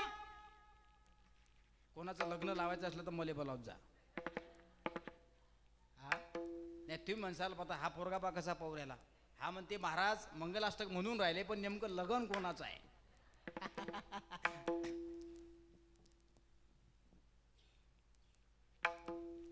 पूर्ण जले समुद्र सरिता कुर्या सदा मंगलम शुभमंगल. हे मंगल अष्टक आहे. याचा अर्थ असा आहे की 14 पवित्र नद्याची या मंगल अष्टकात नाव आहेत. त्याच्यापैकी एक नदी आहे, त्या नदीचं नाव शरयू नदी आहे. शरयूच्या तीरामध्ये सुसुकाट आहे, मध्यान्नाची वेळ आहे, दसऱ्याची झुडपाची आणि लपलेले आहेत. शब्दविधी बाण पकडलेला आहे तीरावर, तीर पकडलेला आहे बाणावर. श्रावण बाळ टोंगळावर पाण्यात गेले. आई वडिलाला ताण लागली ना, आई वडील अंध आहेत पण त्यांची मनोकामना पूर्ण केली पाहिजे. श्रावण बाळाचा इतिहास जर आपण पाहिला तर 4 तास पाहिजे. किती तास? 4 तास. 4 तास पुरेल इतका इतिहास आहे श्रावण बाळाचा. आणि सांगणारा सुद्धा तितका तोला मोलाचा असला पाहिजे. मला वाटते ऐकणारे सुद्धा तितके तोला मोलाचे असले पाहिजे. इथं 11च्या पुढे 1 मिनिट गेला तरी आकड्या जांभळ्या देतो आपण. 11च्या पुढे 1 मिनिट गेला की 11 जांभळ्या देतात लोक. ज्या दिवशी जांभळी दिली, ज्या वेळेला जांभळी दिली, त्या दिवशी कीर्तनकारांना सुद्धा हुशार झालं पाहिजे. बाबा रे, आता काही तुझं कीर्तन जास्त लांबवू नको. आता जास्त कीर्तन लांबवलं तर आम्ही डायरेक्ट कोमातच जाऊ. म्हणून ही संकेत असतात, संकेत असतात. मी नाही का तुम्हाला सांगितलं, काही लोक कीर्तनामध्ये नुसतं झोपण्या करता येतात. बापू मी सांगितलंय, का वाचो कथा सुनाई महाराज, का वाचो कथा सुनाई म्हणजे किती सुंदर कीर्तन केलं महाराज तुम्ही. असं कीर्तन महिन्यातून ठेवल्यापेक्षा असं कीर्तन दररोज झालं पाहिजे. म्हटलं का? अहो म्हणे घरी झोपेच्या 2-2 गोळ्या घेतो तरी झोप येत नाही. घरी 2-2 गोळ्या घेतो म्हणे झोपेच्या तरी झोप येत नाही. आणि तुमचं कीर्तन चालू झाल्याबरोबर झोप येते म्हणे. काय कीर्तन करता म्हणे तुम्ही. वा रे विठाला विठाला विठाला विठाला विठाला. विचार केला, कर्मधर्म सुदैवानं शरयू नदीच्या पात्रामध्ये तुंबा बुडवला. आणि तुंबा बुडवल्यानंतर दशरथजीनं दुरून पाहिलं कोणीतरी शिकार आलेली दिसते. म्हणून शब्दविधी बाणाचा प्रहार केला आणि प्रहार केल्याबरोबर तो बाण श्रावण बाळाला लागला. श्रावण बाळाला बाण लागल्याबरोबर श्रावण बाळ त्या ठिकाणी तळफरू खाली पडला. खाली पडल्याबरोबर विचार करू लागला, अरे काय झालं, कोणी मारलंय मला. आवाज आला मोठमोठ्यानं, आवाज. शरयूच्या तीरावर मोठमोठ्यानं आवाज आला. आवाज आल्याबरोबर त्या आवाजाच्या दिशेने दशरथजी धावत गेले. पाहतात तर श्रावण बाळ रक्ताच्या थोरड्यात पडलेला आहे. आणि रक्ताच्या थोरड्यात पडलेला श्रावण बाळ राजा दशरथांनी पाहिलं, माझ्याकडून काय पाप झालं, हे व्हायला नव्हतं, हे काय पाप झालं. आपण कोण आहात, कुठं चाललात. सांगितलं मी श्रावण आहे, माझे आई वडील अंध आहेत आणि माझ्या आई वडिलाची शेवटची इच्छा पूर्ण करण्याकरता मी निघालोय. पण प्रवास करत असताना माझ्या आंधळ्या असलेल्या आई वडिलाला तहान लागली. त्यांचे तहान भागवण्याकरता मी शरयूच्या पात्रात तांब्या भरण्याकरता आलोय. कर्मधर्म सुदैवानं महाराज, तुमची कीर्ती मी ऐकून होतो. तुमची कीर्ती तर एवढी होती, असं म्हणतात की तुम्ही इंद्राला युद्धामध्ये मदत करायची एवढी तुमची योग्यता होती. आज मी तुम्हाला प्रत्यक्ष अनुभवलंय दशरथ महाराज. बघा ना, पुण्याचं काम करण्याऐवजी तुमच्या हातातून किती मोठं पाप झालंय. दशरथजीच्या एका डोळ्याला 2-2 अश्राच्या धारा लागल्या. दशरथजी म्हणली, श्रावणा चुकलोय रे मी प्राणी म्हणून तुझ्यावर शब्दविधी बाणाचा प्रहार केला. मला जर कळालं असतं, मला जर माहीत असतं की आई वडिलांना पाणी नेण्याकरता श्रावण आलेला आहे, तर मी चुकून सुद्धा बाण मारला नसता. पण प्राणी संबोधून मी तुला बाण मारलाय, माझ्याकडून फार मोठी चुकी झाली. मी याचं प्रायश्चित्त काय केलं पाहिजे. त्यावेळेस श्रावणजी म्हणले, तुम्ही अयोध्येचे नरेश राजा दशरथ आहात हे आम्हाला माहित आहे. तुम्ही अयोध्येचे नरेश राजा दशरथ हे मला माहित आहे. एवढं माहित आहे तुम्ही सत्कर्म करता. पण एक काम करा. दशरथजी म्हणत होते, मला माफ करा. श्रावण बाळ म्हणला, मी तुम्हाला माफ करेल, पण तानीपासून व्याकुळ झालेले माझे आई वडील तुम्हाला माझा आवाज ऐकल्याबरोबर, तुमचा आवाज ऐकल्याबरोबर ते तुम्हाला चुकूनही माफ करणार नाही. ऐका, दशरथाला पूर्वी श्राप लागलेला होता. 3 शिकारा करण्यासाठी सांगितलं होतं आणि पर्याय होता पुत्रकामेष्टी यज्ञ करण्यासाठी. श्राप लागलाय. कर्मधर्म सुदैवानं राजा दशरथाच्या चेहऱ्यावर एक दुःखही उमटत होतं आणि एक सुखही उमटत होतं. आता तुम्हाला सांगतो, दुःख कशाचं होतं आणि सुख कशाचं होतं. दुःख या गोष्टीचं होतं, श्रावणाला बाण लागला म्हणून आता तुझं काय इच्छा पूर्ण केली पाहिजे. श्रावणाने सांगितलंय, मी माझ्या आई वडिलाला पाणी पाजण्याकरता जात होतो, आता तर मला पाणी नेण्यासाठी शक्ती राहिलेली नाही. तुम्ही एक काम करा, माझं काम तुम्ही पूर्ण करा. श्रावणाजोडता तो तुंब्या घेतला. पाण्याने भरलेला तुंब्या घेऊन दशरथजी निघाले. यज्ञ दत्ताकडे आणि शूद्रमती माताकडे गेले. आवाज दिला त्यांनी, श्रावणा 3 वेळा आवाज दिला. आणि 3 वेळा आवाज देऊन सुद्धा श्रावण आवाज देत नाही. आंधळे असणारे आई वडील यांना विचार पडला 3 वेळा आवाज देऊन सुद्धा मुलगा जर आवाज देत नसेल तर काहीतरी अडचण असली पाहिजे. कोण आहे तिकडे? राजा दशरथजींनी त्यांच्या हाताला तुंब्याचा स्पर्श केल्याबरोबर स्पर्श जाणवला. आपल्या लेकराचा, आपल्या मुलाचा, आपल्या मुलीचा स्पर्श झोपीत जरी असली तरी आई आणि वडील त्याचा स्पर्श जाणीव करत असतात. तुम्ही झोपलेले असू द्या माझ्या राजांनो, तुमचा छोटा असलेला नातू तुमच्या मांडीवर येऊन बसू द्या, तरी सुद्धा तुम्ही झोपेत ओळखता. तुम्ही लगेच म्हणता, पिंट्या टोंगळा दुखतो बाजूला होय. का? तो स्पर्श, त्या स्पर्शाची जाणीव तुम्हाला झालेली असते. म्हणून तुंब्याचा स्पर्श दशरथजीच्या हाताला झाल्याबरोबर यज्ञदत्त महाराज अर्थात श्रावणाचे आई वडील म्हणू लागले, तुम्ही कोण? इथं कसे आलात? पाणी आणण्याकरता तर श्रावण गेला होता. श्रावण कुठे? महाराज, मी अयोध्येचा दुर्भाग्यशाली अयोध्या नरेश राजा दशरथ आहे. शिकार करण्याकरता वनात आलो होतो, पण कर्मधर्म सुदैवानं चुकून शब्दवेदी बाण तुमच्या श्रावणाला लागला आणि माझ्या हातातून तुमचा श्रावण बाळ गतप्राण झाला. शर आला तो धावून आला काळ, विवळला श्रावण बाळ. ही कविता आहे, किती सुंदर कविता आहे. पूर्वी होती, शर आला तो धावून आला काळ, विवळला श्रावण बाळ. मी दुर्भाग्यशाली अयोध्येचा नरेश राजा दशरथ आहे. तुमचा मुलगा माझ्या हातातून गतप्राण झाला. त्यावेळेस गतप्राण झाला अशी चर्चा ऐकल्याबरोबर श्रावणाच्या आईवडिलांना श्राप दिला. राजा दशरथ, तू अयोध्येचा नरेश जरी असला तरी जा, मी तुला श्राप देतो. का? म्हातारपणाचा आधार आमच्याकडून हिसकावून घेतला तू. एकुलता एक लेक होता आमचा लाडाचा. शास्त्र तर असं सांगते, वृद्धापणात तरुण मुलगा मरू नये त्याच्या इतकं पाप कोणतं नाही. तरुणपणात पत्नी मरू नये त्याच्या इतकं पाप कोणतं नाही. आणि लहानपणी आई मरू नये त्याच्या इतकं पाप कोणतं नाही. तुम्ही म्हातारे झालेले असाल आणि तुमचा 30 वर्षाचा मुलगा जर गतप्राण होत असेल, त्या बापाला जिवंतपणे मृत्यू आल्याचं दुःख मरेपर्यंत भोगावं लागते. त्याचं हे विधान आहे. श्राप दिला आणि आता या श्रापापासून आम्ही काय मुक्त झालो पाहिजे? दोघांनाही श्राप देऊन दिला. आम्हा अशी दितलय पुत्र शोक, तू ही पावसी पुत्र वियोग. तुझ्या शब्दवेदी बाणामुळे आमचा सोन्यासारखा सोन्याचा हिरा श्रावण बाळ गतप्राण झाला. अरे वृद्धपणात आमचा आधार, आमची काठी तू हिसकावून घेतली राजा दशरथा. जा, ज्यावेळेस तू मरशील त्यावेळेस 4 पैकी एकही तुझ्या जवळ हजर राहणार नाही. रामायण समजते? रामायण. तू ज्यावेळेस मरशील त्यावेळेस 4 पैकी एकही तुझ्या जवळ राहणार नाही पाणी पाजण्याकरता. दशरथाच्या चेहऱ्यावर एकाकडून दुःख होतं आणि एकाकडून सुख होतं.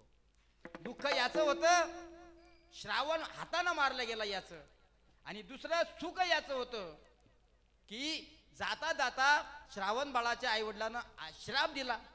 आणि इकडे तर उशाप होता अगोदर राजा दशरथाला की तुम्हाला पुत्र होणार नाहीत. ज्या ती श्रावण बाळाचे आई वडील मला श्राप देतात, तुम्ही मेल्यानंतर 4 पैकी एकही पुत्र तुझ्या जवळ राहणार नाही, त्या अर्थी मला 4 पुत्र होणारच आहेत. उदास चेहऱ्यानं घरी आला. अयोध्येमध्ये प्रवेश केल्यानंतर आल्यानंतर दशरथ राजाची पट्ट राणी होती, तिचं नाव होतं कैकेयी. दशरथ राजाला 3 राण्या होत्या, कैकेयी, सुमित्रा आणि कौशल्या.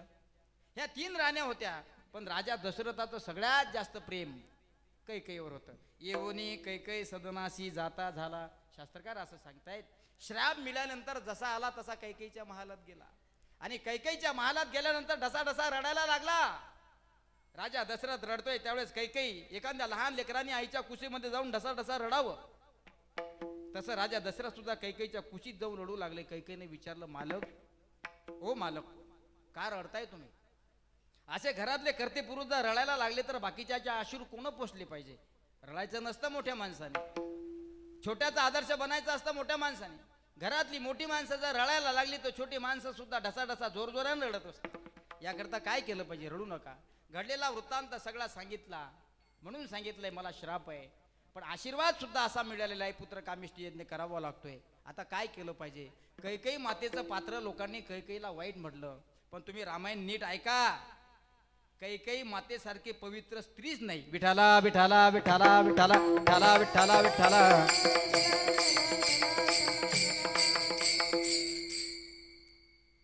राम, लक्ष्मण, सीता या लोकांना 14 वर्ष वनवासात पाठवलं. याचं कारण आहे, पुत्र वियोगानं जरी मी मरत असेल, विचार केला वडिलांना, माझ्या मी म्हातारा झालेल्याच्या डोळ्यासमोर जर माझे तरुण मुलं मरत असतील, याच्यापेक्षा काय नरक आहे?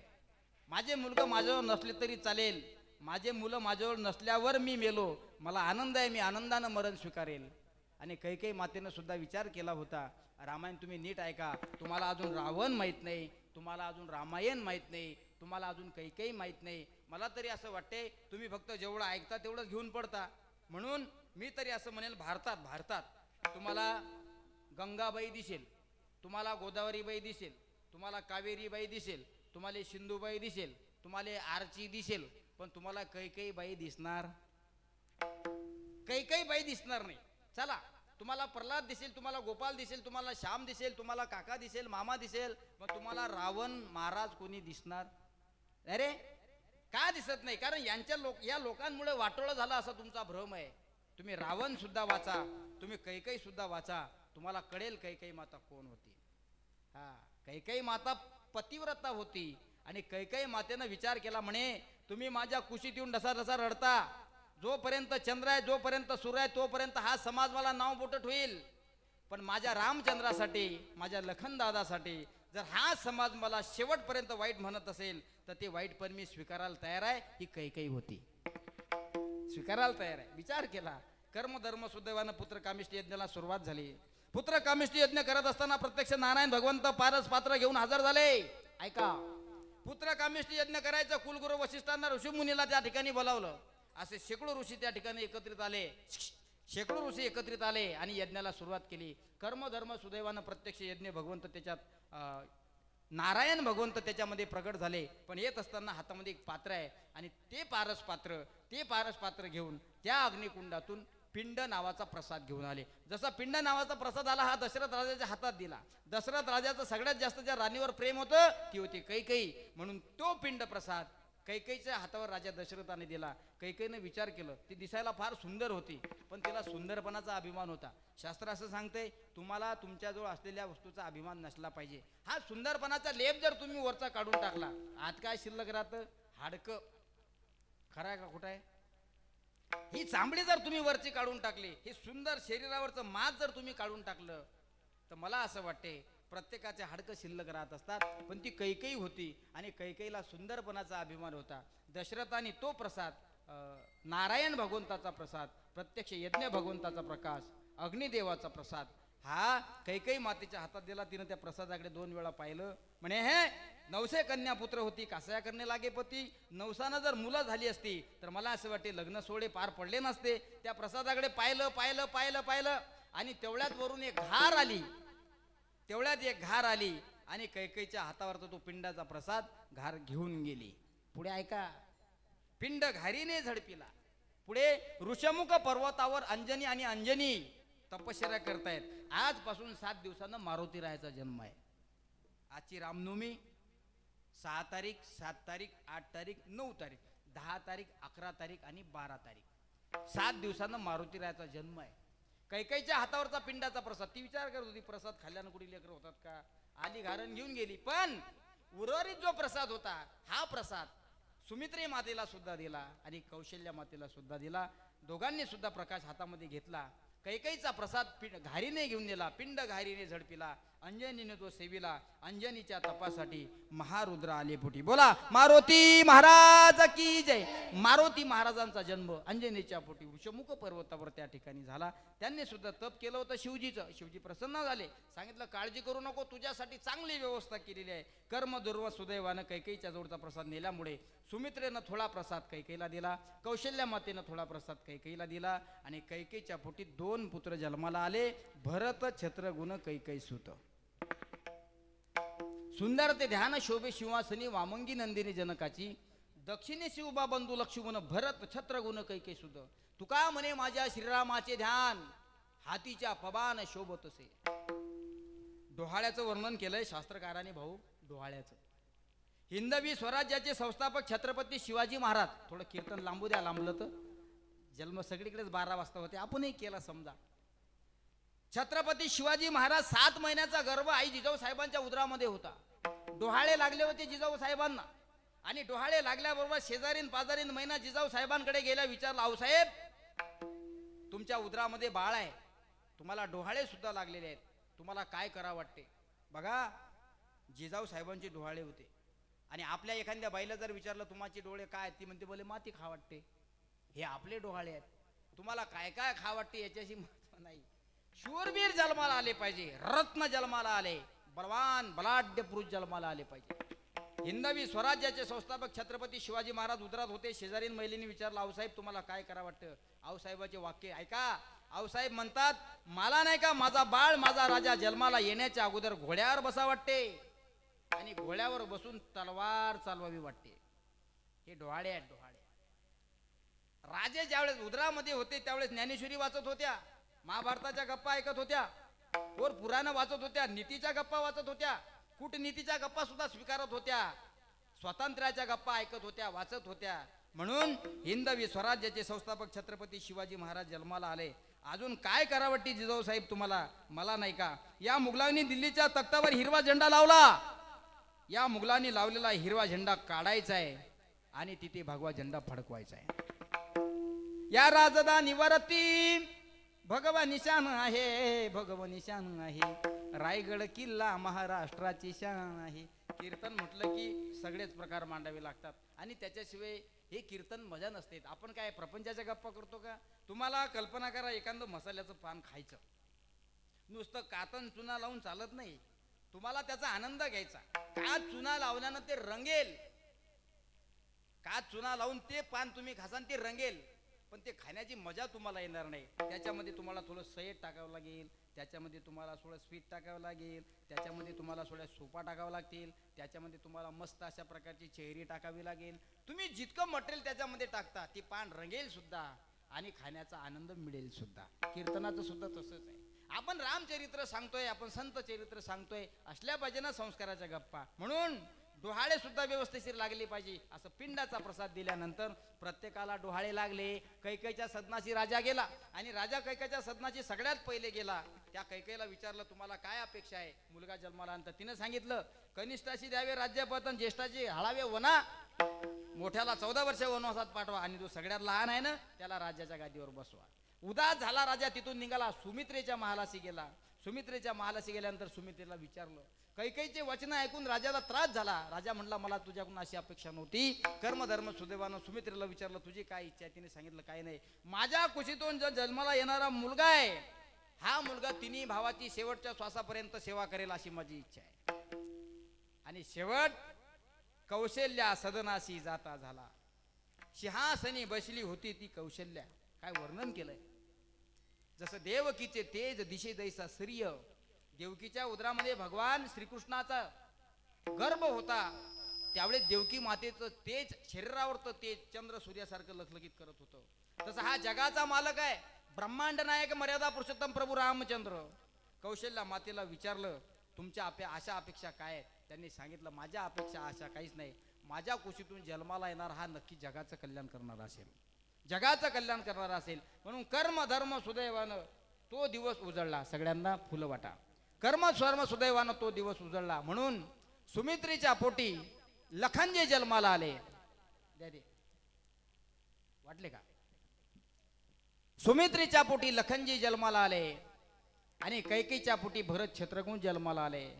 आणि आज संपूर्ण जगामध्ये ज्याचा थाटामाटामध्ये राम जन्मोत्सव साजरा केला जातो, कौशल्या मातेच्या उदरी मर्यादा पुरुषोत्तम प्रभू रामचंद्राचा जन्म झाला. गोपाल कृष्ण भगवान की जय, प्रभू रामचंद्र भगवान की जय. सगळ्यांनी टाळी वाजवा, भजन करा. थाप टाक रे. हरे रामा रामा राम, सीताराम राम राम.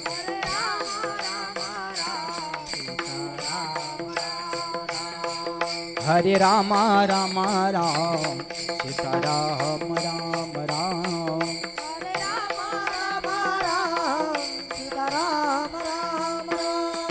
हरे रामा रामा राम, सीता राम राम राम.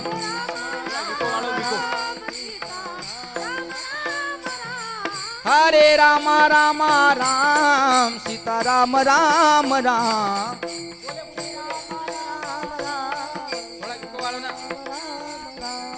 हरे रामा रामा राम, सीता राम राम राम. सीताराम राम राम हरे रामा रामा राम सीताराम राम राम राम राम राम सीताराम राम टाळे टाळे हरे रामा रामा राम सीता राम राम राम सीताराम राम राम हरे रामा रामा राम सीता राम राम राम राम राम राम सीताराम राम राम हरे रामा रामा राम सीता राम राम राम हरे राम राम राम सीताराम राम राम हरे रामा रामा राम सीता राम राम राम हरे राम राम राम सीताराम राम प्रभु रामचंद्र भगवान की जय भगवान रामकृष्ण मौनी बाबा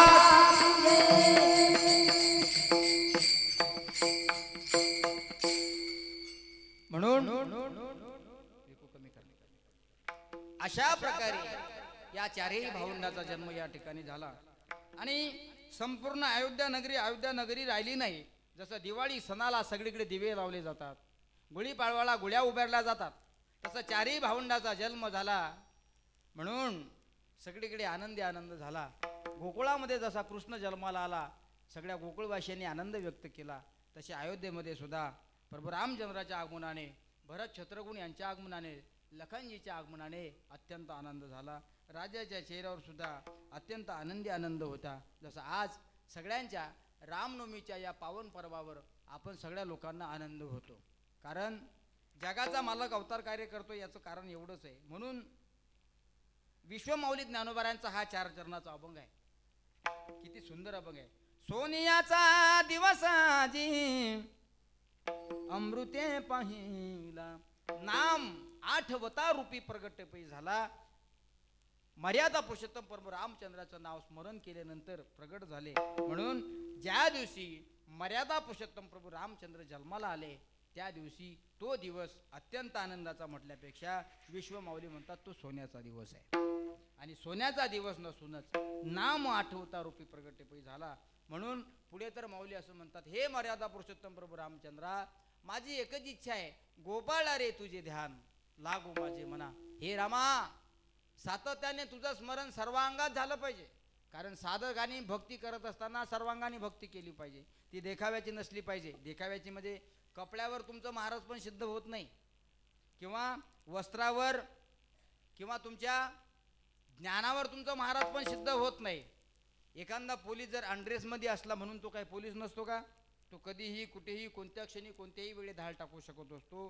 तुमचं तुमच्या ज्ञानावर, तुमचं तुमच्या सिद्धीवर, तुमचं तुमच्या साधनेवर लक्ष असलं पाहिजे. आणि त्यामुळे तुमचं साधन सिद्धित्वात जात असते. अर्थातच महाराज असं म्हणतायत, साधना करत असताना, भक्ती करत असताना सर्वांगानं केली पाहिजे. आपली सुद्धा भक्ती असते. आपण नाही का घरी हरिपाठ घेतो, सुंदर ध्यान उभे विटेवरी करकटावरी ठेवण्या. चहा झाला का सुनबाई? तुळशी हार गडा कासे पितांबर आवडे निरंतर ह्याची दान. पोहे टाका पोहे, देवाचे द्वारे उभा क्षण भरी. जेवणाला काय बनवता? अरे 3 अभंग तर सारखे म्हणा. आपला हरिपाठ चालू झाला की आपण 3 अभंगात 3 चर्चा करतो. याचा अर्थ एकच आहे, साधना करत असताना त्या साधनेत तुमची स्थिरता नाही, मन शांत नाही. हरिपाठ करताय ना तुम्ही, मग हरिपाठच करा, नंतर पोह्याकडे लक्ष द्या. हा, कीर्तनात बसले ना तुम्ही, नंतर पाहत्या चपलाकडे. कीर्तनात पाहतं, चपलीकडे पाहतं, कीर्तनात पाहतं, चपलीकडे. अरे गेली ना ती. याला म्हणतात देव देवळातंचित क्षेत्रात. असं कीर्तनात जरी आपण बसलेलो असलो तरी सुद्धा बऱ्याच बायाच्या मनात एकच विचार असते, बाई मी मौनी बाबाच्या मठात आली, पण घाई गडबडमध्ये कुलूप लावलं की नाही काय सांगा. दुसरी बाई म्हणली, बाई कुलूप लावलं म्हणे पण त्याला झटकाच नाही मारला. याचं कारण असं आहे, अरे बाबा गरीबाच्या काही ईश्वर राखत असतो. त्या ईश्वराचं कार्य तुम्ही तन्मन धामन करताय ना. म्हणून तुझी चिंता त्याशी सर्व आहे, नको खेद करू कोण त्या गोष्टीचा, पती लक्ष्मीचा जाणत आहे. विश्वमाऊली ज्ञानोबाराय म्हणतात, गोपाळा रे तुझे ध्यान लागो माझे मन, आणून विसंबे हरी जगत्र जीवना. म्हणून बाप रखुमा देवरू तनु मनु शरण, विनटलो तुझ्या पाया, बाप रखुमा देवरू आणून येणे काय. विश्वमाऊली ज्ञानोबाराय म्हणतात, मर्यादा पुरुषोत्तम रामचंद्राचं नामस्मरण शेवटच्या श्वासापर्यंत माझ्या कंठात राहिलं पाहिजे. या पलीकडे माझी काही आशा आणि काही अपेक्षा नाही. म्हणून वागायचं असलं तरी रामासारखं, अभ्यास करायचा असेल तरी रामासारखा, आचरण करायचं असेल तरी रामासारखं, नीती शिकायची असेल तरी रामायणासारखी, आणि जीवन जगायचं असेल तरी सुद्धा रामासारखं. काय अभ्यास आहे, काय चिंतन आहे, काय वर्णन आहे, सांगण्यासारखं खूप काही आहे, खूप काही आहे. पण आता मला सुद्धा, त्यामुळे आता मी सुद्धा या ठिकाणी सगळ्यांची विनंती घेतो, या ठिकाणी विराम देणार आहे. म्हणून संकल्पित येतामती येता का संकल्पित वेळेमध्ये झालेली सेवा परमहंस रामकृष्ण मौली बाबांच्या पवित्र चरणावर समर्पण करतो. बोलण्याच्या आवेशामध्ये बोलता बोलता काही चुकीचे शब्द निघाले असतील, तो बुद्धीचा दोष, आणि घेण्यासारखं काही वाटत असेल, समर्थ योगराज गजानन महाराज यांच्या संस्थेचा अभ्यास आज आपण तुमच्यासमोर मांडण्याचा प्रयत्न केला. वेळात वेळ काढून ही सगळी मंडळी या ठिकाणी आली, आणि भजन मंडळ सुद्धा या ठिकाणी आले. महिला मंडळीनं मी तुम्हाला विनंती करतो, ज्या वेळेस आमचा फोन तुम्हाला येईल, आम्ही काही आमच्या घरच्या कामासाठी तुम्हाला बोलत नाही, साधूची सेवा तुमच्या हातातून झाली पाहिजे. तुम्हाला मी नारदाच्या गादीवर सांगतो, तिकडे भजनाची प्रॅक्टिस केल्यापेक्षा इथं येऊन करत जा. तुम्हाला टाळ लागला मला मागा, मृदंग लागला मला मागा, एखादा मुलगा जरी तुम्हाला वाटलं महाराज आम्हाला पोरगा द्यावं वाजवायला, या पोऱ्यापैकी कोणताही पोरगा तुम्हाला वाजवायला बाहेर नाही, इथं देवाची सेवा सुद्धा होते, आणि तुमची प्रॅक्टिस सुद्धा होते, तुमची साधना होते, तुमची तयारी सुद्धा होते. हरिपाठाला संध्याकाळी येत जा, दर पौर्णिमेला येत जा, आणि दर पौर्णिमेला येत असताना एकट्या दुगीने यायचं नाही, एका बाईनं 5-5 बाया सोबत आणायच्या दर पौर्णिमेला. त्यानिमित्तानं काय होईल, बाबाचा उत्सवही आनंदात पार पडेल. प्रसादाची व्यवस्था तर केलेलीच असते. आपले 12ही महिने 12ही पौर्णिमेचे अन्नदाते ठरलेले आहेत. मौनी बाबाच्या चरणावर आल्यानंतर मौनी बाबा कोणालाही विनमुख जाऊ देत नाहीत. तृप्तीचा ढेकर देपर्यंत या ठिकाणी भोजनाचा सुद्धा आस्वाद आपण सगळ्यांनी घ्यायचा. म्हणून जसं आज रामनवमीच्या उत्सवाला आपण आले, तसं प्रत्येक उत्सवाला तुमची उपस्थिती प्रार्थनीय आहे. म्हणून झालेली सेवा तुमच्या सुद्धा चरणावर समर्पण करतो. कीर्तनाच्या साथीला आमच्या संस्थेचे सर्व बाल कलाकार, छोटे वारकरी मंडळी, कीर्तनाच्या साथीला संस्थांचे अध्यक्ष आदरणीय संतोष भाऊ, कीर्तनाच्या साथीला सुरेश भाऊ सावजे, हे सुद्धा या ठिकाणी आवर्जून उपस्थित आहेत. आमच्या संस्थांचे मॅनेजर, सर्व कर्मचारी, सर्व स्टाफ, सर्व परिवार यांच्या सुद्धा चरणाला स्पर्श करतो. पुन्हा एकदा प्रभू रामचंद्राच्या चरणाला स्पर्श करून सेवेला पूर्ण विराम देतो. फक्त सगळ्यांनी एक प्रेमानं मोठ्या आनंदानं भजन करायचं आहे. ज्याला ज्याला हात असतील त्यांना हात असे वर करा, मस्त असे करा. बरं तुम्ही राहू द्या, नाही तर करा मग, हा करा. महाराजचं ऐकलं पाहिजे, महाराजचं ऐकतच नाही. मस्त हात वर करा असे सगळे. थोडा विकू घे रे पटकन थोडा. हरे रामा रामा रामा हरे हरे, हरे कृष्ण कृष्ण कृष्ण हरे हरे. हरे राम वाटाडी राम राम हरे हरे. एक आवाज.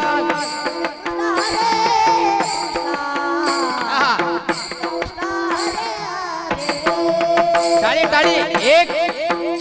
घरी तुम्ही कितीही राहा, घरात तुम्हाला असा आनंद भेटणार नाही. साधूच्या चरणावरच हा आनंद असतो. म्हणून टाळी वाजवण्यासाठी कोणी कंजूसी करायची नाही. हरे रामा रामा रामा हरे हरे, हरे कृष्ण कृष्ण कृष्ण हरे हरे. हरे रामा वाटाळी. रामा रामा हरे. आहा टाळ.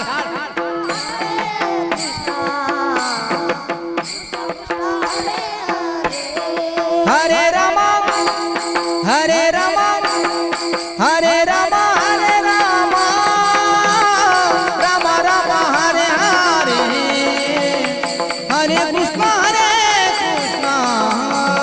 कृष्ण कृष्ण हरे हरे. हरे राम